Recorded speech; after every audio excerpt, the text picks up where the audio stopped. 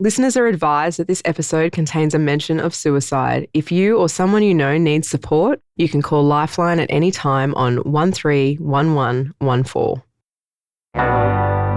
This episode contains some strong language. If you've got kids in the car, you might want to save this one for later. You're listening to Small Business, Big Stories, the Queensland Small Business Commissioners podcast with Dominique Lamb.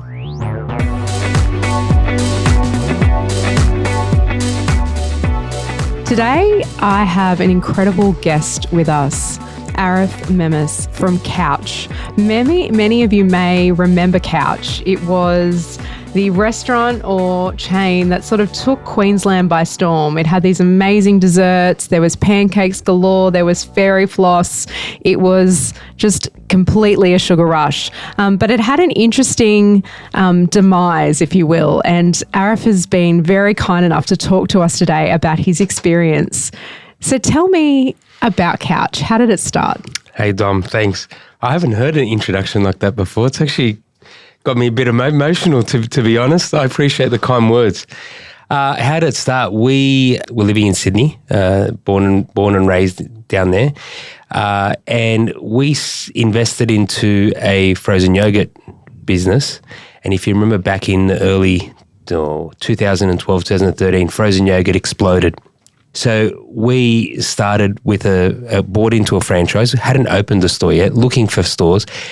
Literally overnight, there was about 30 stores. So then I started to look in Queensland to come up here, paid another franchise fee. So now we're up to 90,000.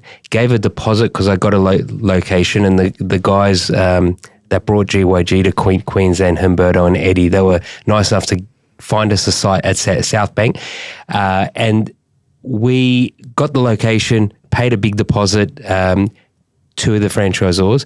Then they called me and said they were bankrupt. Oh my goodness. So that we started Cowch negative 250,000. If that wasn't a sign to stop, I don't know what was, but my doggedness, I guess, and determination to keep going, I'd always understood that the frozen yogurt back then was a single dimensional offer and was going to be a fad because the US had crashed. So we'd started developing, my wife and I, what if this happens? How do we expand the menu? And I was pushing the franchisors to look at expanding the menu, and they wouldn't. So once they collapsed, and then that's when we introduced the pancakes and waffles and the cocktails. And everything. And from the time we paid a deposit to the time we got a site, it was probably 3 years. So 2 years just following people around and watching people go to dinner, families or groups, and then break apart after dinner. One would go to an ice cream joint, one would go to a cafe, one would go to a bar. And it was interesting. All our friends were starting to have children as well. And you could go to dinner, but you couldn't go out afterwards all together. And that's when I thought there's a real gap in the market to bring people together after a meal, and especially somewhere that was safe and inviting for females, with cocktails and with good music. And that's really was the genesis of the story and the brand. And we came up here, and it's such an interesting story because I think we talk to lots of small business owners, right? And the ones that are successful often diversify their incomes. They do lots of different things. You did these things. You went and you sought out a franchise, tried and tested model. Yep, it didn't work out. But, you moved down that path. You also, had sort of a liquor license, and you had the dessert. You had those diversified revenue streams. And I know you were even looking at franchising your model. So you had this great offering, one store, South Bank to start with. It was going gangbusters. What did you decide to do next? So we had the South Bank store. What I don't think I've spoken publicly about is we had family money, my wife's family. They invested into the business. They were going to be partners, but then after a few months, they decided, no, we don't want to be partners anymore. We want to have debt. So the business from the start went from having debt to ANZ Bank, and then also having debt now to my in-laws. So that put a lot of pressure on South Bank, and South Bank was, knock on wood, golden goose from the start. But in order to pay back this ginormous debt, I had to open more stores. You had to scale. Correct. And that's when 2 years later, we had our systems and processes in place. and we decided to open at Pacific Fair, which was absolute wrong decision. Why do you say that? Because everyone's fascinated. Location, right? And everyone's romanticised about the Gold Coast. Also the contribution that the shopping centres provide. But it was the wrong decision for us, and for legality reasons I can't go into. But I'll tell you, we got romanticised by the landlord, and it wasn't what we thought the site was going to be. There was a lot of things done incorrectly. So we exited that site 4 years on without paying any rent and by getting a lump sum payment. But it's not about that. It's about the operational losses week on week and the heartache. I had my first anxiety, or they call it a TIA, so mini stroke at Southbank. And then I had a second one when we opened the Gold Coast store. So 2 stores in. 2 TIAs in, so 2 strokes, 2 stores. Chermside came knocking, and I thought, great. Same landlord? Different landlord. One was AMP, one was Westfields. And I thought, great, I'm going to take the Westfield site. I'm going to try and do it. I had support from the bank because of how strong Southbank was, even though the Pacific Fair store wasn't doing that well. And we went to Chermside. Chermside started with a bang. And my philosophy was always, at Southbank, we couldn't turn the tables over quick enough from 6 p.m. till midnight. We just couldn't get we had, I think our maximum that we could hit was about $2,200 an hour based on the amount of people that we can get in and out. And I thought, if I go larger format and have more seats, my maximum spend per hour will be higher. So at Chermside, we started, and I was hitting $3,500, $4,000 an hour because it was 400 square meters compared to 250 square meters. And I thought, wow, yes, finally I've done something right. And no stroke. No stroke. COVID hit. Right. So that was October we opened. And then, yes, the plague, which we won't go into, but that happened in March.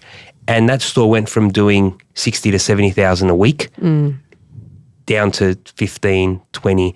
And even through COVID, with all the government support and everything, and we got through it. And I'm not going to say the government did, I think, amazingly during that period.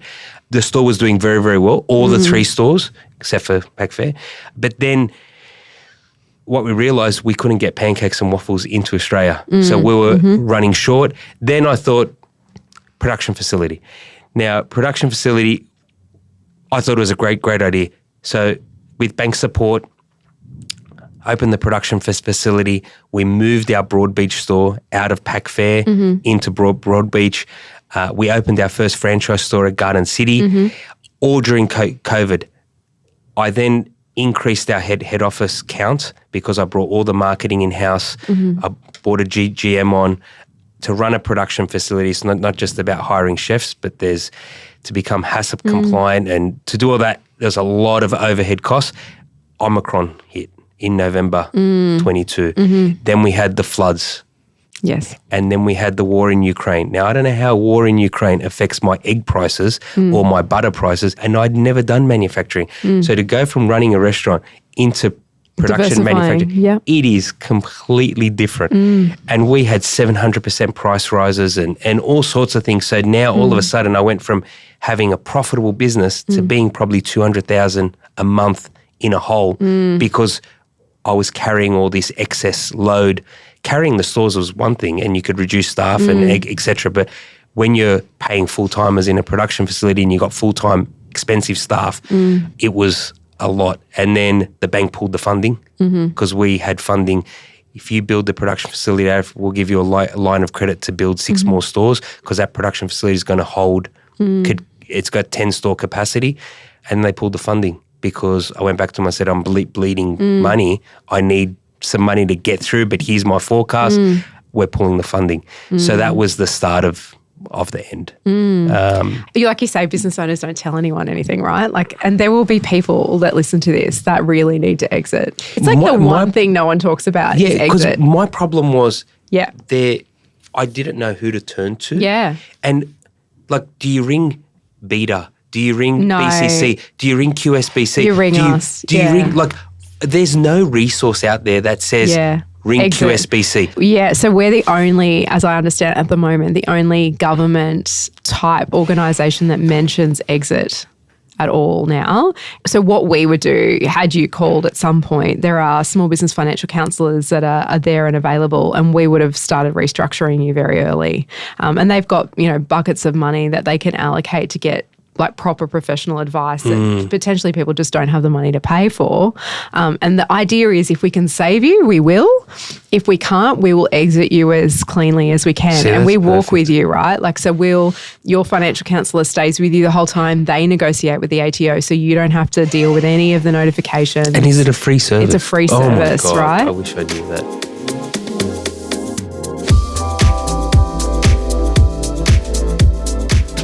When you decided to do manufacturing, did you take advice about that? Because, we talk about the different mindsets of small business owners, right? And there's the, diligent operator and the soloist, the one that, does things on their own. There's the risk taker and the innovator. The innovator will look at research, but the risk taker will, just jump and hope for the best. Where do you sit, do you think, in that? If risk taker was on the extreme, I was probably way more risk taking than the scale would show. Yeah. And it's not until you're out of it, now looking back in hindsight, I would say I was an absolute dickhead because I thought I knew and I thought I would always seek advice by asking people their opinions and trying to get advice. But paying for the right advice is very different to using a business coach that doesn't understand manufacturing, that doesn't understand hospitality, but they're a life coach or a business coach. It's not the right advice that you need. I think interestingly though, we know for small business owners that exit, they're actually the people that we want to get back into small business because they've had the life lessons that you have. So tell me about, what would you have done differently when you look back at it? I know you said I was a dickhead, I shouldn't have done this and I was the risk taker. But if you weren't the risk taker, you wouldn't have had such a high peak either, right? I couldn't agree more. And what I realised, and it was probably a year too late, was there's people that are great at startups and coming up with the idea, and there's people that are great at stabilising a big business, and there's people that are great for growth and the finance side, and there's people that are great at running a business to an IPO. I'm definitely not the stabilising CEO. What I realised is I'm great at the startup stuff and I'm great at innovation, but I get bored of the mundane, day-to-day, putting up with the copious amounts of staff issues, which is inevitable. That's why I tried to bring in a GM. But when you bring in a GM and you don't give them enough rope, you strangle them and you micromanage, which is the person that I was. And I couldn't see that when I was in there, but I could see that now. But there's no one that tells you, Arif, your personality, you need to be like this, because ego comes into it, your pride comes into it, and you think, no, I can do it. I can be Stephen Marks. And even Stephen Marks at GYG became a brand ambassador and came back as a CEO. He got perspective. Correct. Yeah. Which is what I couldn't do. So that's, in hindsight, I would definitely have moved aside a year or two earlier. But it's also, when you're laden with debt, and that's I told you how we started, and then everything else from that was debt, you don't want anyone to look under your bonnet. I think, but that's not dissimilar to what we see, right? So even in the study and the research, it shows that small business owners are absolutely passionate about their businesses, but they're inherently private about what sits under the bonnet, right? And for most of it, even in our assistance line, we know that when things get really hard, they don't lean in, they lean out. I guess the question is, are you running to something or are you running from something? And I think what you're trying to say is, because we started on a negative base, I was constantly running from something, which then accumulated into, I can't run anymore. Correct. Yeah.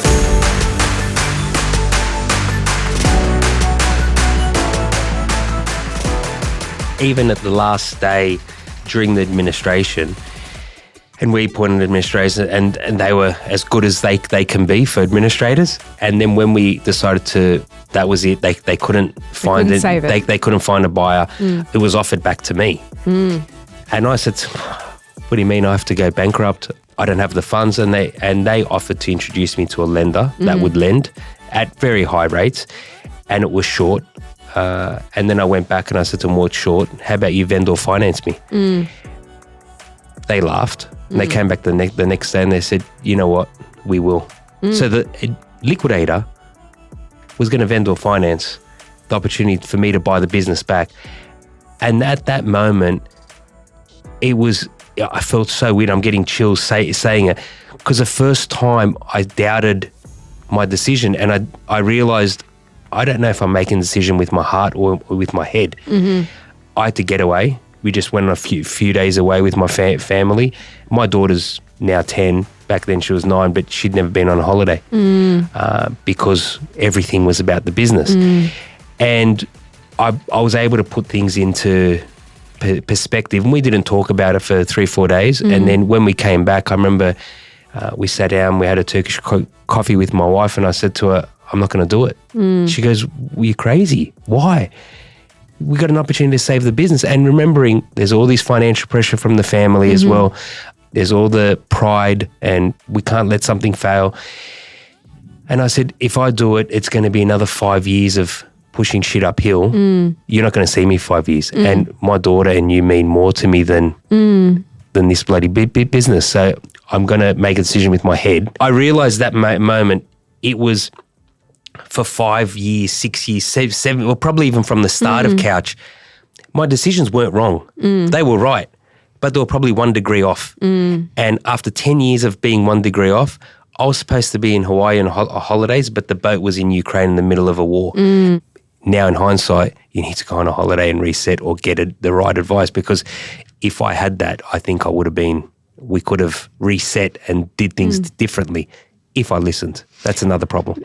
So Arif, for all of our listeners that identify as being the risk taker, what's your advice to them? How do you manage the beast that is the innovator? Good question. I don't think you need to stop the beast or calm the beast, because I think that's what defines the person.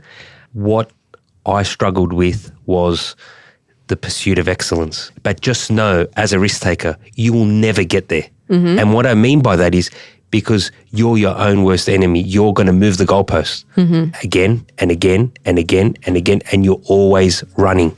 And I can't stress enough, if you can bring someone in to run the business and then you look after the innovation with a small budget only. Many of our business owners talk about their businesses as if they're another child. What has the grief process been like for you? Mate, I haven't told anyone this except for my wife and a couple of close personal friends, but I remember sitting the day of the liquidation, the day when we called them in, and my wife and my daughter are there, and my daughter's running around telling the liquidators not to touch this because it's ours, and I sat in the office and I just shut the door, and I had my first thought about what people think about to commit suicide. And I was just like, and I didn't say anything. And then we went through that process. You got to be bold and you got to be brave, and for all the staff. And we left there, and I was strong for my daughter. And the next few months, there was like a honeymoon period. But then after a few months, it was like I started thinking more and more about, what do people do? How do they do it? And I didn't realize then that that's the first sign of mental health issues.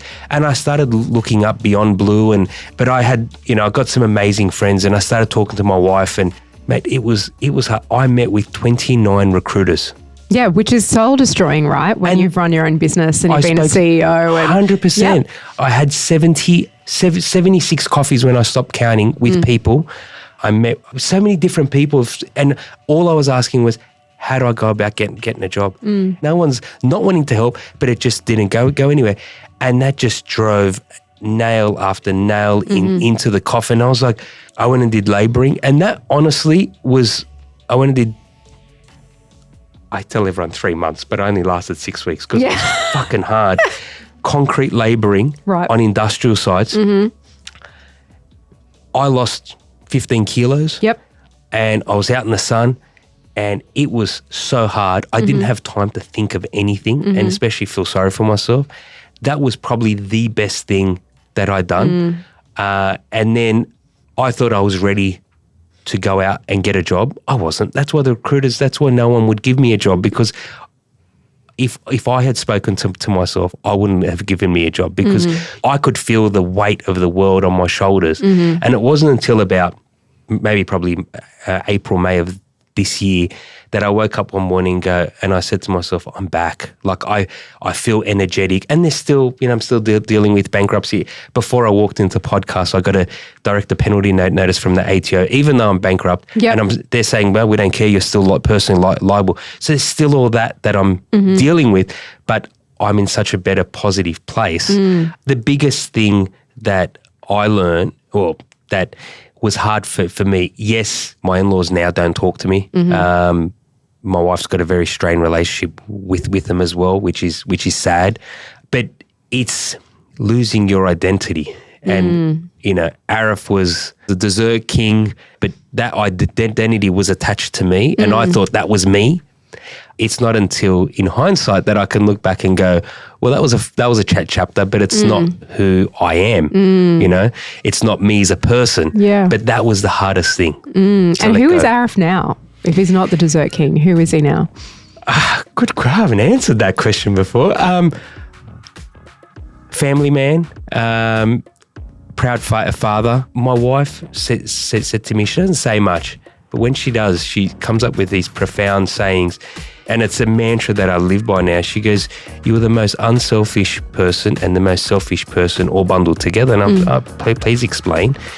And she goes, well, at work, you're so unselfish. You care about everyone else, providing a fully stocked kitchen and the best of everything to everyone else, paying good salaries and wages. She goes, you're the most selfish asshole at home that I know of. I said, why? And she goes, because all you care about is yourself. And when I say that, because you care about yourself, your work. How about putting us first? I think you've got it mixed up. So now my mantra is, I'm the most unselfish person at home, and I'm the most selfish person in what I do. And it's okay that, sorry, I can't take a meeting at 3 o'clock because I'm picking my daughter up from school. If you don't like it, go find someone else. Spending time with my girls, my wife, my daughter. And now I've started doing bits and pieces with consulting, and it's small world. I'm consulting in the dessert space. Hilarious. So I know. And the people I'm consulting to bought my old factory. It was hard to go in there, but I've broken that. I'm really enjoying helping others develop and not make the same mistakes that I've made. Thanks for listening to Small Business, Big Stories. I hope today's discussion finds the people who need it. And for more inspiration on how to transform your small business, keep tuning in. Don't forget to subscribe to the podcast on your favourite platform. And if you have a business question for myself or my guests, we'd love to hear from you. Just follow the link in our show notes and send us an email. I'm Dominique Lamb, the Queensland Small Business Commissioner. Until next time.